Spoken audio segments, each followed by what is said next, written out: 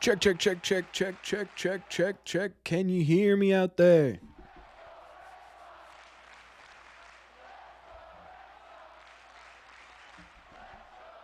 Hello?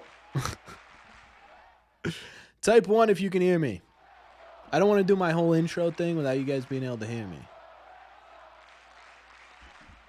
We got a let's go. We got a one. All right. What is going on, everybody? Welcome back to another Red Seat live stream. This is going to be an interesting one here.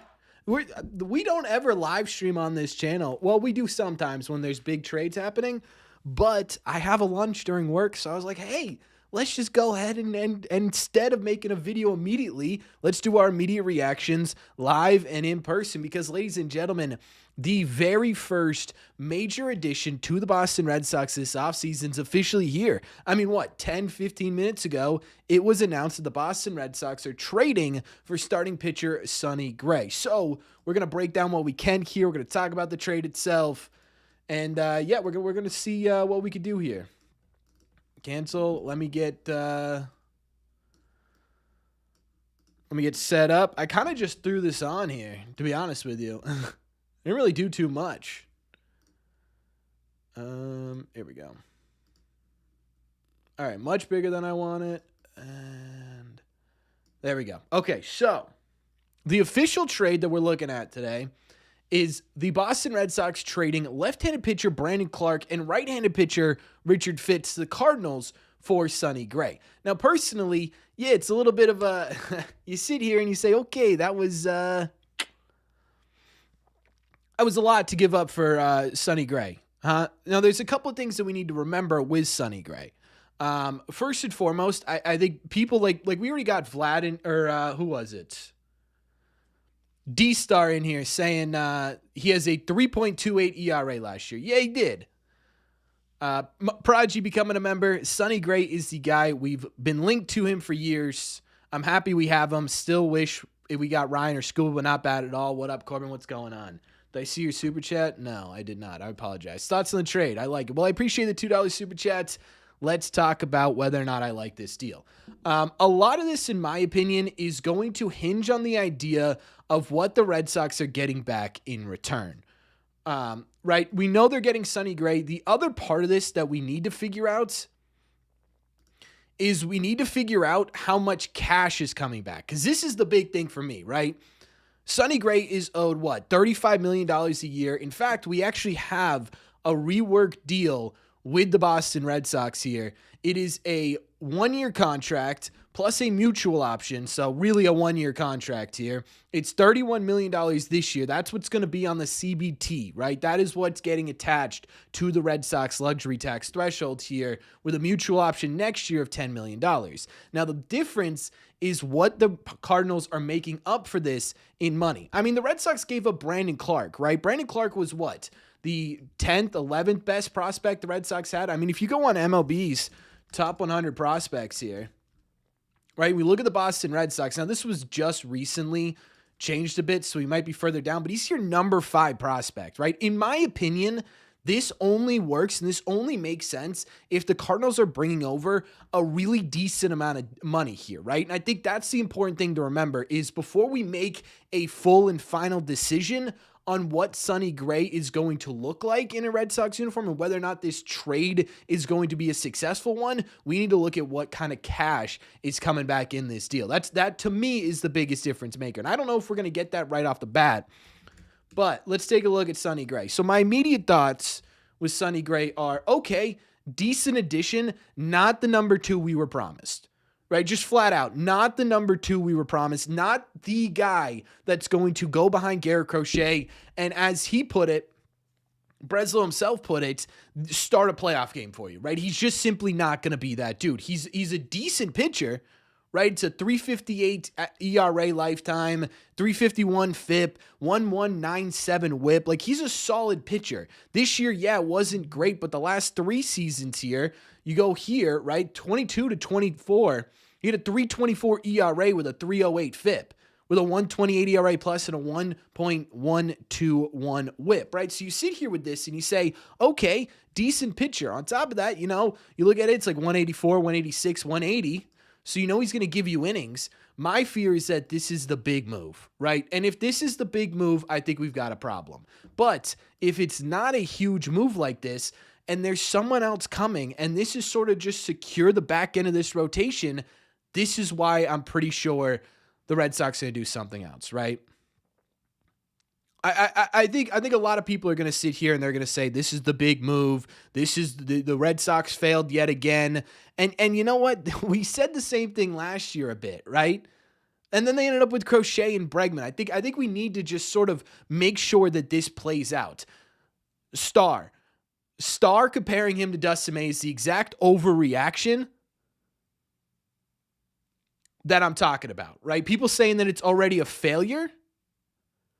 I just, like, we don't know what the rest of this offseason is going to look like. We don't know what else the Red Sox are going to end up trying to acquire, right?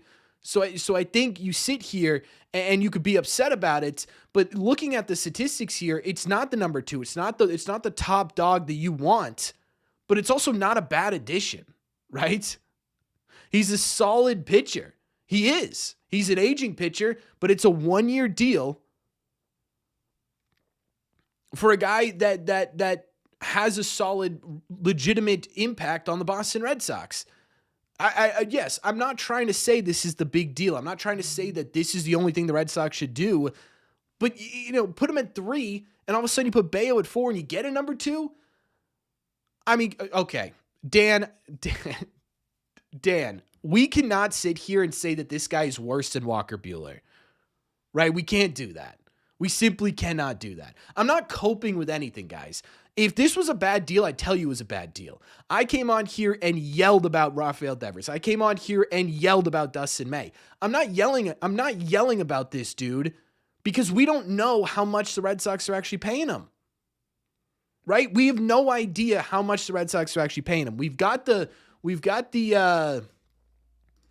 the rework deal here. I think this is still up somewhere. We've got the rework deal here, but we have to remember there's cash included in this contract, right? It's not just Sonny Gray coming over here. The Cardinals are eating some of this deal. And until we know that, we can't form an accurate opinion on what the Red Sox actually got in this trade, right? And again, you sit here and you look at the fact that they gave up Brandon Clark and Richard Fitts. Now, Richard Fitts is a major league talent, right? He's not going to be a number 3 ever. He's a number 5 depth starter for a major league team. That's what he is, right? But Brandon Clark had some legitimate promise to potentially be a high leverage bullpen arm. There was a lot of concerns with his walk rate, but there was a potential there if he could put it all together to be a solid starting pitcher. The other thing you guys have to remember here is that the Red Sox have a lot of pitching depth right now, right? It's going to feel like the Red Sox are trading away these major pieces that you think there's no way the Red Sox can come back from this. They need to stop trading away pitching depth. You have to remember Brandon Clark was like, what, 9th, 10th, 11th down on your pitching pipeline right now, right? I know MLB.com has Brandon Clark as a number 5 prospect in the Red Sox system, and I get that's what a lot of people go by, but if you go on Sox prospects here, you've got Tolley, you've got Early, you've got Pareles, you've got Witherspoon, you've got Valera, and then you get to Brandon Clark, right? And on top of that, you've got younger pitchers. I'm not even going to pretend like I know how to pronounce that name, but this is a dog, right? You've got other players, Marcus Phillips, Anthony Evenson, right? You've got so many of these just unbelievably talented pitchers in your system. The Red Sox are doing right now is they're evaluating. Do we think that this guy is going to be an impact at the major league level in the near future? Do we have question marks with this guy? And if we do, we're going to put him higher on this list because right now it's not like you can trade. I mean, you can obviously, and I think the Red Sox would if they had the opportunity and it was the right one of Franklin Arias and say, yeah, we've got you look down this list here. Where's the next infield prospect? It's Henry Godbout. Right? But a guy like Brandon Clark is, in my opinion, pretty easily replaceable. Now, again, I am not sitting here saying that I think that the Boston Red Sox did everything they could, right? I'm not saying that the Red Sox, that this is a great trade for this Red Sox team, right? Like, I'm not going to sit here and say that. What I am going to say is I think the immediate reactions here and people like sitting here being like, this is terrible. I personally, I think you're overreacting a little bit. Right? So let's take a breath here. We're going to stay live here. Yes, we can. Same old BS. They overpay for an aging starter. Dan, we don't know how much they're paying. We don't know. Straight up a downgrade from Giolito. Guy, I mean, is he declining? Okay, we officially, all right, so this should make everyone a little bit happier. This should make everyone a little bit happier. We got the official amount of money the Boston Red Sox are getting. They are receiving $20 million from the St. Louis Cardinals. That completely changes this deal. That completely changes this deal. Now that you're sitting there saying they overpaid, they did too much, guys, they're paying this guy $15 million a year. Right? And again, you go back to, okay, for $15 million for one singular season, mind you, there's a $10 million buyout at the end of his year, at the end of this 1 year contract that he's on now. And it's a mutual option. So there's no way it's going to get picked up. So you have the $10 million on for 2027. Okay, whatever, right? That's a problem you worry about later. Now we're talking about what? $20 million. So he's getting paid. What was the actual yearly amount here? $31 million. So now let's take a look at this as an $11 million pickup of Sonny Gray. That's a lot different, right? That's a whole lot different. Yes, the statistics this year, not fantastic. He also had a 3.39 FIP and a 1.234 ERA. That's kind of, or WHIP, sorry. That's kind of cool that it's 1.234. We never really see that. That means he was a decent pitcher that got a little bit unlucky, right? If we just take a look at the actual statistics on the paper, he's out of 10 strikeouts per 9. He doesn't walk anybody. Historically, he doesn't walk anybody. And then you go, okay, is it a decline? Well, I don't know. Or is it an outlier? You've got seasons like this. Again, 3 years, his last 3 years outside of 2025. 3.24 ERA, 3.08 FIP, 1.28 ERA plus. That would be better than Giolito for a cheaper amount of money. The way I'm looking at this is not the Red Sox. This is their big get. This is their number 2. This is the dude that we all want to see. The way I'm looking at this is that this is a decent pickup for a guy that the Red Sox could use. Right? You could put him in at number 3. You could put him in at number 4. You could put him in the back end of the rotation. I don't care. But you're getting this type of production potentially, right, for $11 million. For $11 million, and that's it. Right? So I don't think that this is crazy. Right? I don't think this is crazy. To me, I also think that you sit here with this and you say, okay, now how does this impact the rest of the Red Sox offseason, right? What are they going to do after this? In my opinion, it kind of takes the idea of the Red Sox trading for one of these big market pitchers and turns it into the Red Sox signing one of these big market pitchers, right? I got a video coming out in 5 minutes talking about Tatsuya Ime. That's a name I'm all over right now. Dylan Cease, right? I know people don't love Framber Valdez, but the talent is actually there. Yes, I do think that giving up Brandon Clark is a tough price to pay. But again, you're getting an experienced veteran arm who has the potential to be a legitimate star, right? For $11 million. And I think that's incredibly important for everyone to remember that it's not the Red Sox trading for $30, $40 million. It's the Red Sox are trading for 11. If you add, okay, so here's sort of where I'm at, right? If you add Sonny Gray and let's say a Dylan Cease, let's say an Ime, let's say somebody else, I'm in love with this deal, right? Because now you're actually getting a legitimate good baseball player and you're adding a star to it. No, Vlad, adding a star to him, right? To him. It's important to remember that it's to him, right? With the rework deal, Gray's CBT hit will be just under $21 million in 2026. So it's taking the mutual option buyout at the end of the year and adding it to it, right? But it's on paper, it's $11 million for this guy. I don't think this is a problem, right? Again, Brandon Clark could have been a solid pitcher. But Brandon Clark was so far down the Red Sox depth chart in terms of who the Red Sox are looking for in terms of these prospects that I'm not crazy worried about them turning this into. The coping, brother, where's the coping? I'm speaking facts here. Sonny's game plays well at Fenway. Yeah, we could take a look at kind of what type of pitcher this is. Hate this deal. They overpaid for a bad pitcher who can't pitch under pressure. I don't care that they traded who they did. I just wanted a better return. Versatility. This isn't a bad pitcher. What are you talking about? This is a career under 4 ERA pitcher. I don't understand why people are sitting here saying this 1 year he had in 2025 is the defining year of his career. I don't like when people do that, right? It drives me crazy. It's like, yeah, you could have much different, you could be a much better player than what one singular season. The coping is selectively choosing which seasons you look at. The last 3 seasons, if we ignore the last one, I'm not ignoring the last season. My point is you guys are sitting here saying that this last season is an indication that he cannot perform anymore. Right? But my point is that, okay, what do we mean by taking out the information of this last season? Is this the definitive year of his career, or could this have been an outlier because he played for a mediocre Cardinals team? Right? It's about trying to figure out why he jumped so far up. Right? It's not just me ignoring the problems. It's me trying to rationalize it. I think there's a way different. He played he played for the Yankees. He collapsed under the pressure. I don't think like collapsing. What was it? It was a 4.90 ERA.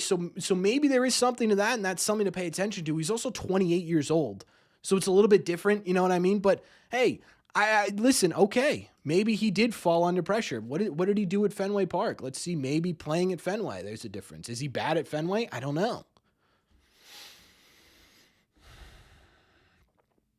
Opponents. There's ballparks. Why are there 2 options for ballparks?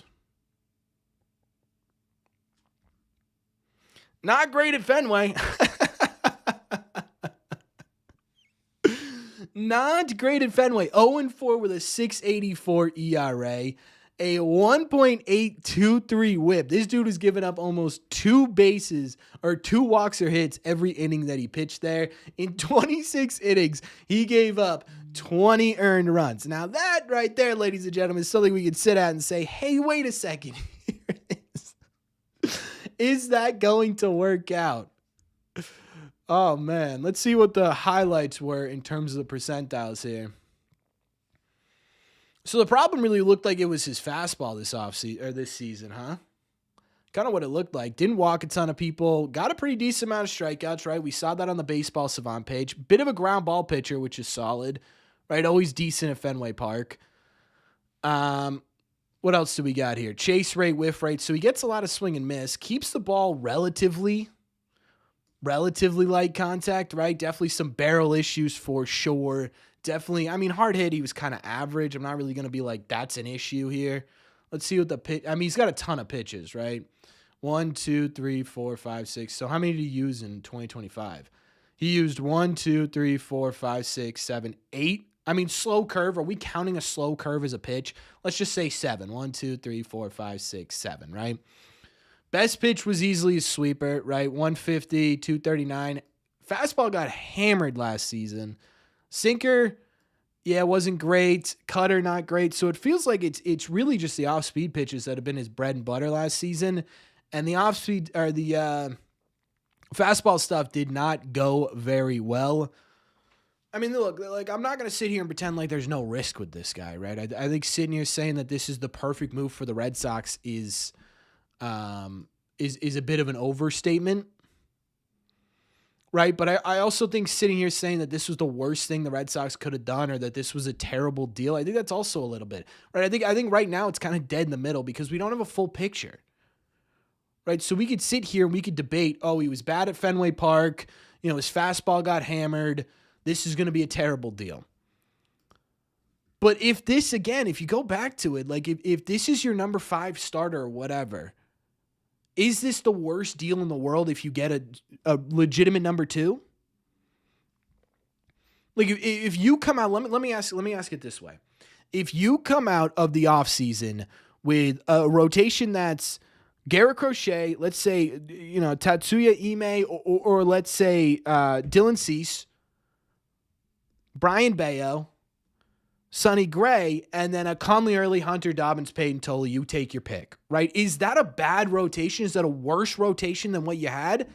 I don't think so, right? I think one of the things that the Red Sox were trying to avoid with this deal is sort of this blow-up 6 ERA type pitcher, right? And again, the Fenway Park statistics are objectively hilarious as I'm saying this because it's like they won't have a 6 ERA pitcher, but this guy has a 6 ERA at Fenway Park. However, last season, your front of the rotation was really good, right? Gio was solid. Bayo was solid. Crochet was obviously one of the best pitchers in baseball. The problem was it was the Buehler, it was the the May after the deadline, right? The Fitzes, those were the guys that were dragging the rotation down. If you could find a way with a guy like Sonny Gray to help figure out that back end of the rotation issues, can this be a legitimately solid pickup for the Red Sox? I think it could, right? I'm sitting here kind of dead in the middle, right? I like the money coming back. I don't hate the prospects coming back. I don't think it's the worst in the world here. But I also don't think that this is the best possible name that you could have gotten, right? I think the best, the Gray is not a difference maker. I don't think that's undeniably not true, right? They're acting like Gray is going to be a number 2, though. Who's acting like Gray is going to be a number 2? You know? I don't think is anyone sitting here saying that Gray is going to be a number 2?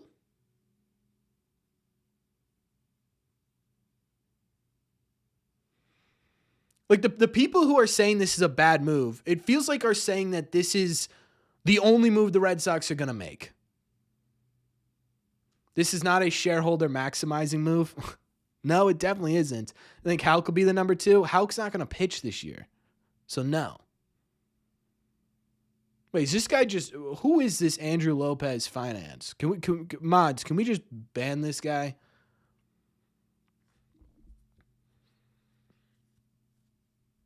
Like to me, thank you, Prodigy.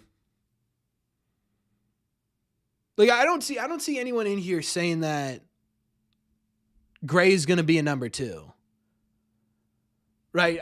To me, this move becomes a problem if it's your only move, right? So I'm sitting here kind of hesitating to be like, there's no way the Boston Red Sox are going to make anything else. Right? So that's where I sit here with this. It's a wait and see type trade. If this is a supplementary move, all good. I'm cool with it. If this is the number 2 and they're going to sell this as the number 2 option for the Red Sox, or they're going to sell that Conley Early or Hunter Dobbins or whoever to the Red Sox as that's going to be the number 2, yeah, that's a problem, right? That's an issue. But again, if you're sitting here saying that this is definitively the number 2 because this is the first pitcher the Red Sox signed, it's gonna be last year the Red Sox signed Justin Wilson. And everyone went, this is not what the Red Sox need. I can't believe the Red Sox are doing this. How could the Red Sox do this, right? They're cheaping out. It's another season of this crap. Then they sign Walker Buehler. Then they sign what? Bregman. Then they trade for Crochet, Bregman, Narvaez, Chapman, right? Let's let it breathe a little bit. That's all I'm saying. Let's breathe a little bit. Gray does not have massive upside. He's going to choke like he did when he was with the Yankees. Vlad, that is certainly not you giving any reasonable explanation as to why he doesn't have massive upside. That's just your opinion, right? He had one bad year with the New York Yankees. I mean, you could sit here and say that this year right here, where he had where's my mouse? I can't even tell which one of these is my mouse. Where he had 3.77 ERA with the Yankees or 3.72 ERA with the Yankees. For that half season, he was traded over after the Athletics. Like, how is that? Again, I sit here with this, and it's like, yes, he had a bad year with the Red Sox or with the Yankees. Let's see what happens with the Red Sox. You think this makes Bayo available? Nobody likes this trade, dude. Not a good trade. Chat, who here doesn't mind? Who here is either dead even on this trade or likes the deal?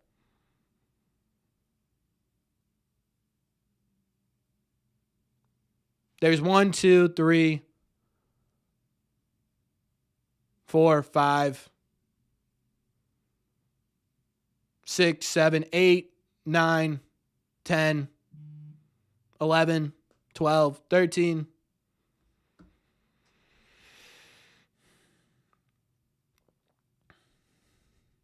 Even but not as a number 2. I agree. What happened just got here?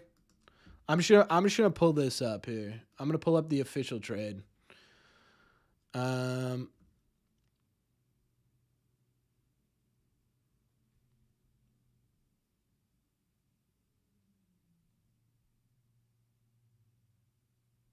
have absolutely no idea what this means, but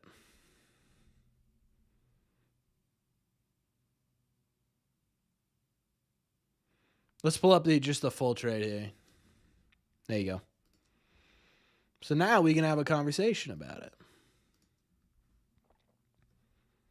Getting 20 million back means we're not done. Yeah.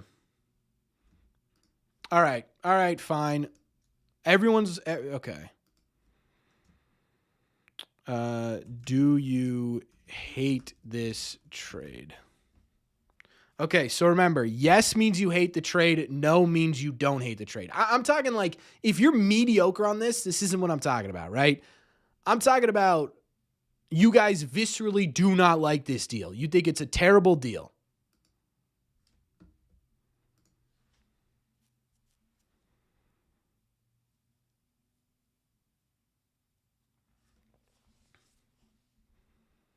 That's the trade. We traded our social security and bank account number for a big bag of original Lay's potato chips. No, I don't think that's true. Yeah, I'm not saying that people need to be in love with this deal. I'm just saying, sitting here saying you viscerally hate it, to me just doesn't make a ton of sense, right? Because again, it's not like this dude is coming in to be the number 2, or at least right now, right? My entire opinion will flip entirely if this is the only acquisition the Red Sox made for their rotation. Right? That in my opinion is where this deal turns into an absolute disaster. Right? This is the set the table type move. I agree.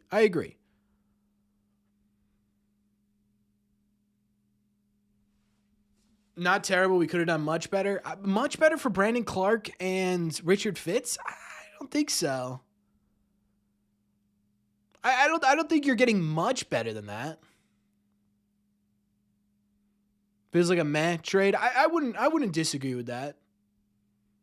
I wouldn't totally disagree with it being a meh trade. If that's all they do, I'd rather Giolito. Yeah, I agree. But again, we don't know if this is going to be the only move they make, right? And it all comes down to that, right? This is, by definition, maybe the most complimentary trade an entire offseason has had, right?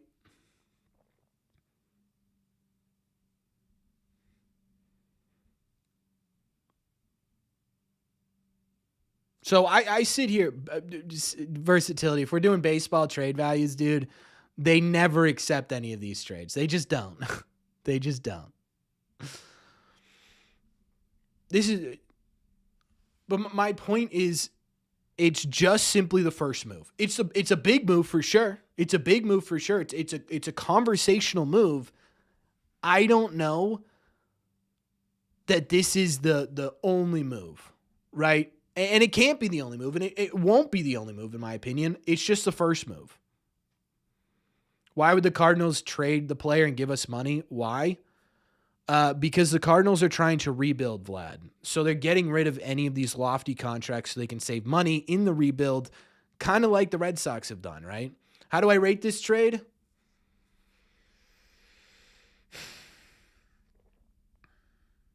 I'll be honest with you. I think you give it a 5. Again, I can't sit here and say this is a definitively good trade. how many starting pitchers they say they would sign? Exactly one. I want everyone in here that is saying that this is the only move that the Red Sox are doing for their rotation to come back here, and I want a full apology. I want a full apology when they do something else. If they do end up doing this, I'll give away, if this is the only rotational move the Red Sox do this offseason, I will give away a I will give away a Marcelo Maia signed baseball. That's what I'll do.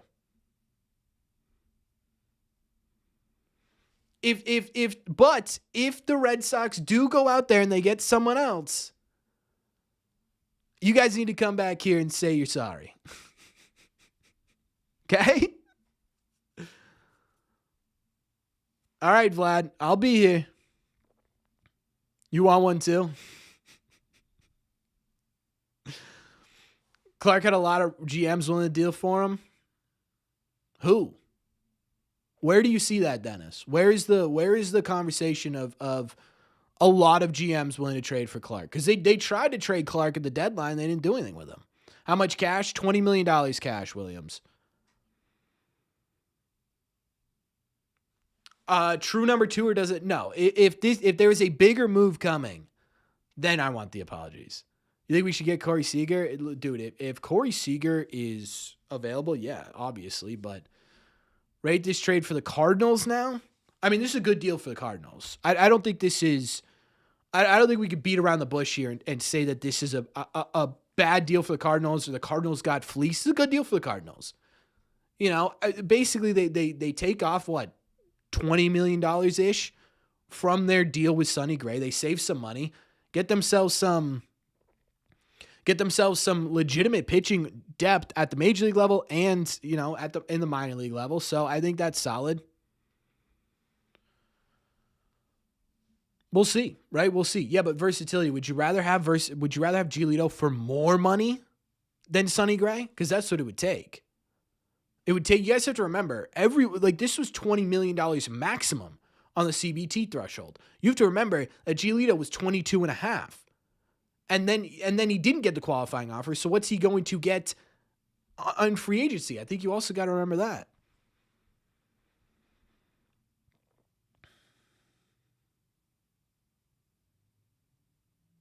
Oh, really, Prodigy? Maybe we'll talk about that tomorrow. You think Gray is better than Giolito and it's not close? I don't know that it's not close. It's definitely close, for sure. Do I think Moss will be traded? Yeah, I actually talked about that today if you want to watch that video. I really like what we got for the $20 million deal. Brian, I appreciate the super chat. I'm not reading that.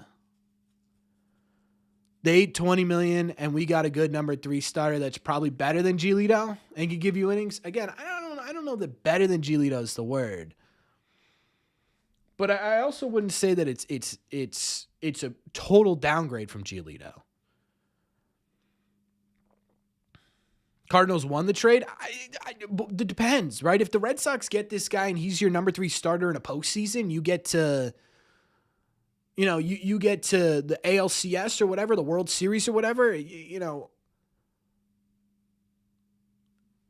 Are you going to sit there and you're going to say that this was still a loss by the Red Sox? How much of the cash considerations? $20 million. I will say his track record's much better, yes. Clark will likely be a better pitcher long-term than Gray. You think that Brandon Clark's going to have a better career? I mean, versatility. Come on, dude. A better career than Sonny Gray? You are definitively saying. You are definitively saying right now that Sonny Gray's career is going to be worse than Brandon Clark's. And here's the other question with the people who don't like Brandon Clark all that much, or the people who don't like that Brandon Clark was included in here, where are you playing him in the next couple of years?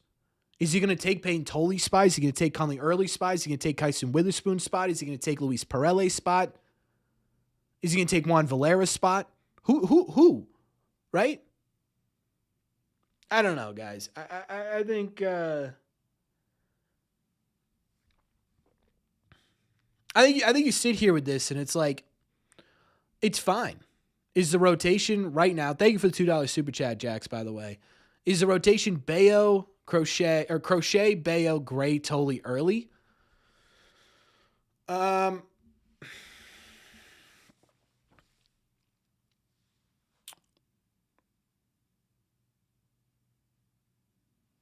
No.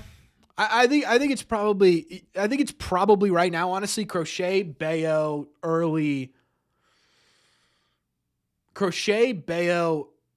Gray, Dobbins would be my guess if we were to start opening day. But again, there's so many more moves coming. You know what I mean?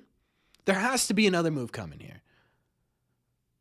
If there isn't something coming here, we're going to have a problem, right? And we'll have a conversation when it does. But the one big thing that stands out to me with this trade that has me being like, there's no way this is the only pitching move the Red Sox make, is in the beginning of the offseason, Craig Breslow said something that was interesting to me. He said, look, like, we need to figure out our top of a rotation. We can't keep trading big prospects like we did with Crochet year after year. Right. So to me, this being a 1-year contract, essentially $10 million mutual option, it's not going to happen. Right. But this being a 1-year contract, to me, lends itself to the idea that the Red Sox are still looking for something more long term.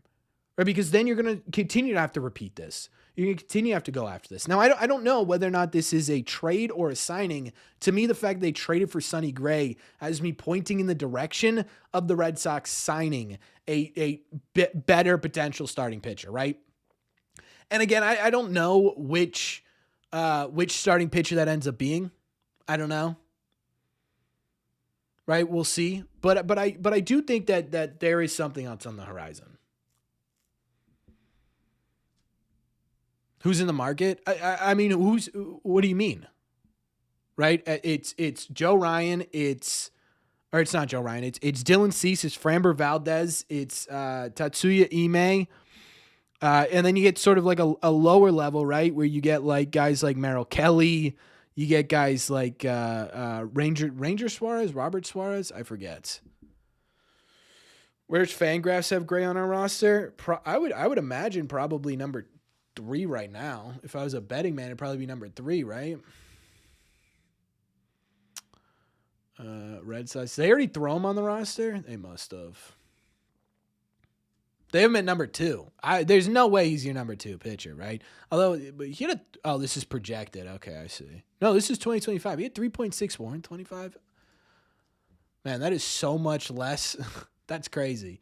Anyways, they have him at number 2. This is what they have the rotation like right now. Crochet, Sonny Gray, Brian Bale, Cutter Crawford, Patrick Sandoval.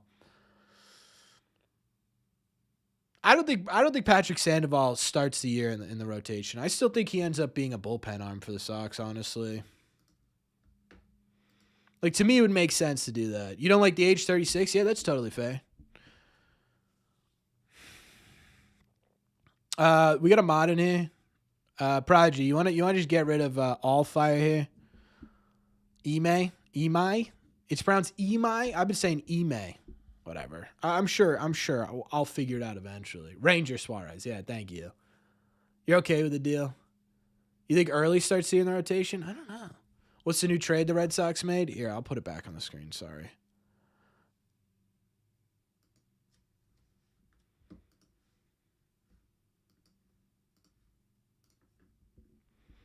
It's Imai? Dang it. What's the injury comparison in Gray and Giolito? It's probably pretty. I would imagine it's fairly similar. I mean, obviously, Gray has been much healthier lately, right? You go back, this was the last time he had an injury season here, which 2022. 23, it was a full season. 24, he missed 4 starts. I'm not really going to complain about that. And then you get a full season this year. And then obviously past that, it's a little bit of a different story here. But that's a little bit in the past too. I mean, the problem is you're not going to find really any starting pitchers unless, like, again, coming over from Japan or, fresh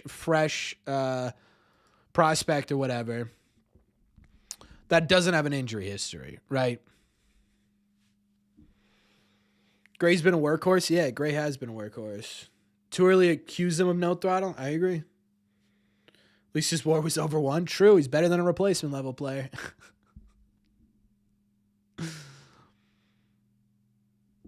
Giolito is better in 25, but his elbow is busted. Yeah, it'll be interesting.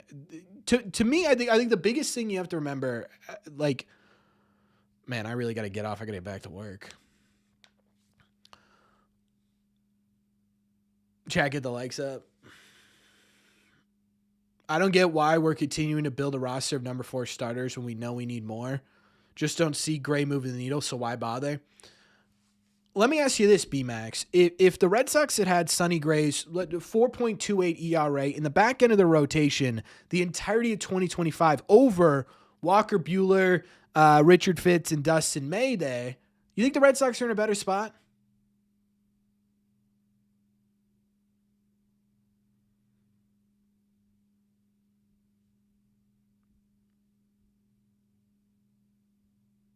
No, I'm not saying it's not okay to question it, Dennis. I'm just saying to say that this is a terrible trade, I think is overreacting right now.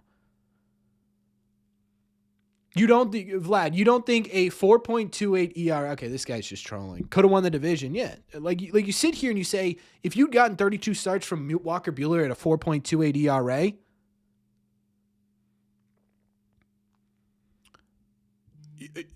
come on, like that would be much better.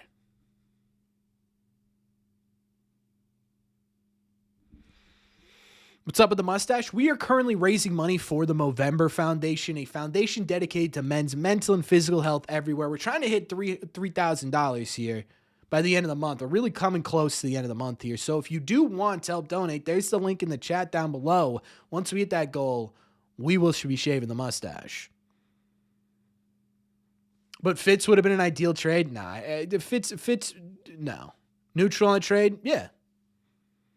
I totally agree, Vincent. Totally agree. Right? This is a neutral trade that makes us a bit better, especially on the back end here. But it can't be the only move. What is Gray's contract looking like? So it's what? It's $20 million off the Red Sox CBT right now. It's a lot. It's $20 million total, Steve. So we'll see, right? We'll see what ends up happening here. I got to get back to work, unfortunately. I would love to sit here and have a conversation about this all day, but unfortunately, we're still doing the whole full-time thing. I figured, Vlad. I picked up on it at the very end. How much cash being sent to us? $20 million. It's $35 per year. No, versatility. The contract got reworked. It's a 1-year contract with a mutual option at the end of it. I agree, Drew. That's going to be a big part of it for sure. Hopefully, you need a third baseman. It's a lot for a team who doesn't want to hit tax ceilings. They're going to pass the $10 million or the first threshold. The question of whether or not they're going to go into the second threshold is where we're at. But anyways, Chad, I really got to get back to work. So I appreciate you being here. My overall thoughts on the trade are I'm very average on this. I think it's a really solid pickup for the back end of your rotation. This cannot be the only pickup we see in 2026. If it is, I'm going scorched earth. And we'll have a full video about it. We will do a video probably later today or tomorrow talking about the Red Sox, full breakdown of this deal, who's going, who's leaving, and ultimately overall thoughts. This is sort of just a reaction video, but we'll see, right? We'll see. So thank you all very much for being here. Midday little lunch stream. I appreciate y'all. Make sure you guys are donating to Movember if you are not here. It would mean a lot to me. I will see you probably later on today, but definitely tomorrow. And as always, in the red.